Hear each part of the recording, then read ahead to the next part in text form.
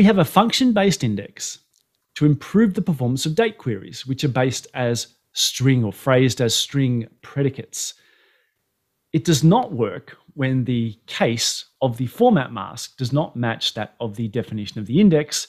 Is there a solution to this bug? The best way of describing this is simply to focus in on this particular part. Date queries which are phrased as string predicates. In a previous life, when I was perhaps a bit more vindictive and bitter, I would simply say you get everything you deserve when you start playing with the wrong data types for handling dates. We've done office hour sessions before about using the right data type, but in this case, I would imagine our poster here is stuck between a rock and a hard place. They've probably got perhaps a vendor system or something where the SQL is being generated. And therefore, I would imagine anyone that goes and puts a function-based index on a table to solve these kind of issues really hasn't got the ability to go tackle the SQL itself. It's probably being generated by some reporting tool, etc. So here's what this person is encountering. They've got probably some tool that's generating queries that looks like this. Select star from some table where toChar of a date column equals some string. And what they did was they had to try and come up with a way of optimizing this, and they're having some problems. So I've got a demo here. We'll do our first demo of the evening, and we'll have a look at what the issue was and ways that we might consider solving it. But all of this comes with a caveat of course, ideally, the best data type to use for dates is the date data type, naturally. And the best way to reference dates in the database is using date data type in your predicates, in your expressions, etc. We're going to work on the assumption that that is not possible in this case. Let's see what we can do to improve the situation. So first thing I'm doing is I'm creating a table which is going to be our table we're going to do our queries against. In the Scott schema, it's called Big Tab. And all it is about 100 or about 1,000 copies of the Scott.emp table.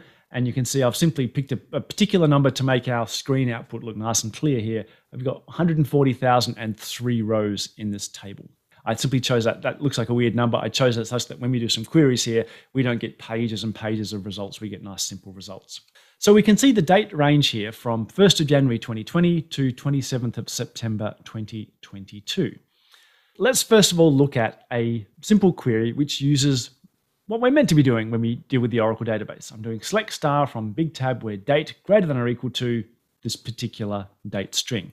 This is good SQL coding. I've got the date data type on this side, date data type on that side. I get 4 rows back. But even with good query semantics, I can see this query is doing about 23,000 physical IOs, and I would like to improve that. And what will we do when we have simple queries like this? The most obvious thing we would do is throw an index on that particular date column. I rerun my query, I get the same results, but now you can see the performance is dramatically better. Obviously in this demo, everything's nice and fast because 140,000 rows is nothing for an Oracle database, but you can see we've actually dramatically lowered the cost of satisfying this query with the addition of an index. If we look at the execution plan for that, you can see we did index range scan on this index that we just created, just to prove that there's no smoke and mirrors here. So moving on to our posters query, moving on to the issue of what happens when you actually don't use date data types and you're using strings to do string comparisons. So in this case, I'm saying select star from scott.bigtab where toChar the date equals some nominated string. Yes, the query still works, but we're back to the 23,000 IOs. Even though we have an index on the date column, the moment we put an expression around that column, then all bets are off when it comes to the index. This is one way, if you don't have control over the SQL, of perhaps trying to tackle this problem. What I'll do is I'll create a function-based index on the typical expressions we're going to be using in our where clauses. I've got effectively create an index on toChar of the date column and then our nominated format masks. I'm using YYYYMMDD here just so it's easy to read. Now when I run these queries, select star from scott.bigtab where toChar date column using that same format mask greater than this. Nice simple result, and you can see by the physical reads that we're most likely using the index because it's no longer doing 23,000 IOs. Here's where things get a bit weird though. I'm doing what is semantically the exact same request here, where toChar date YYYMMDD equals some string, but this time I'm back to 23,000 IOs. The only thing I changed was the case of the format mask. But the database doesn't really know that this is obviously the same meaning as having uppercase on that particular format mask string. It simply compares that expression there with the definition in your function-based index, sees that they're not the same, there's simply a difference in case, but that's enough to be different, and therefore I can no longer use that index. This is the problem that's come in. If someone has this variability in the format mask, how can we still take advantage of that index? I could create another index on here as well, but then I'm starting to rack up indexes to handle all the permutations of format mask case that comes in. One would hope you can get some consistency, but in this case you might not. We can see it's doing table access full. So how do we tackle this? What I'm going to do is use a technique that we've seen in other office hours sessions from time to time. And this technique is to use the SQL translation facilities. The way that I'm going to do that first is I need to create a package which takes two predefined routines. Translate SQL and translate error. We don't need to worry about the error, we just worry about translate SQL. It takes a SQL statement in as a TLOB and sends a translated SQL text out. SQL translation was originally designed to let you do effectively non-Oracle queries against an Oracle database in terms of, for example, like migrating from, say, Postgres or DB2 or SQL Server to Oracle, but you can use it inside the database as well.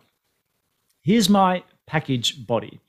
Now, I'll return to this later and talk about the fact that it's not totally complete, but let's walk through it nice and simple. I'm creating a list of mask components here that we'd normally see in the format masks. We might see YY, MM, DD, etc., etc., etc. I'm then going to walk through for each of those different elements, and every time I see that in my SQL text, I'm going to replace the translated text with the upper of that. So if I get a lowercase YY, by the time I translate that SQL, it's going to become an uppercase YY. And there's my package body. How do we wrap all this into a SQL translation profile? What we do is we create a profile. I'll call it demo profile. We set the attribute, which says, yes, it's not foreign SQL syntax, it's Oracle syntax. And then I say, this is the package I want to use to do the translation. Once I've done that, I will allow Scott to use it because my queries are against scott.bigtab, and I'll set the SQL translation profile to this profile I've just created. So let's go back. I'm starting with a very simple query first, not bigtab. I'm just saying, let's see if my profile actually works. I'll just do scott.emp, where tochar hire date is something like this. I see, was it translated? It says yes. Here is the actual SQL statement that was run. You can see I translated the lowercase YYs over here into uppercase YYs by the time it got into $SQL. So this simple sanity check gives me some confidence that it's actually working. Now let's give it a go against my big tag table. Here's one that's working fine. This is what my expression was on anyway in my function-based index. It's uppercase and it works fine. It's still using the index nice and quick. Let's now throw a lowercase into it, and we can see it was incredibly fast. It came back with the exact same speed. So even though I passed in a lowercase format mask, the SQL translation framework has grabbed it, converted it to uppercase, which means it can now use the index that we previously defined. So the SQL translation framework might be a mechanism of actually being able to dynamically replace those lowercase format masks with uppercase ones. Now you might be asking, why didn't I just do, effectively look for YYYMMDD and convert it to upper? Or why did I look at the components? Why not I just change the whole thing to upper? Well, you need to be a little bit careful. And even my package as it stands here is what I would call incomplete. You need to be very careful when you're picking apart pieces of a SQL statement and you're going to actually dynamically change them. What if one of the column names, for example, had YY in it? What if some literal text in one of the predicates had YY? You need to be careful as to which parts you actually replace. Here's an example just to show why you need to be very careful. If I turn my profile off, so it's just back to normal operation, and I do select star from scott.bigtab where uppercase Ys, lowercase mon, uppercase dd equals 22nd of September 27, then that returns some rows. If my profile was active and I came along and uppercased everything that I found in the format mask, but didn't change that, then I'd get no rows selected. So I need to be very careful what I actually go through the SQL text. And even my package is probably incomplete. I'd actually need to go look for things like, where does the tochar start? Where does it finish? Only look for format mask elements within that range, etc. I was pretty lazy here. I just simply said, see a YY, bang it to uppercase. That's probably not a sufficient solution, but it was simply for the ease of demo. But you can see here it's important that you can't just go replace everything in a format mask to uppercase, because there are some elements in a format mask, like the actual literal month, which aren't going to work if you simply convert them.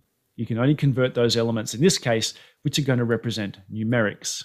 So it's important that you are very careful with your translation. So hopefully that makes sense. If you can't go and actually correct the SQL, and please, that should be your first port of call, but if you can't, if you're having these kind of problems, sometimes things like SQL translation frameworks are a sort of tool that wasn't originally designed for that purpose, but a way of just tweaking an SQL to make it suit your business requirements.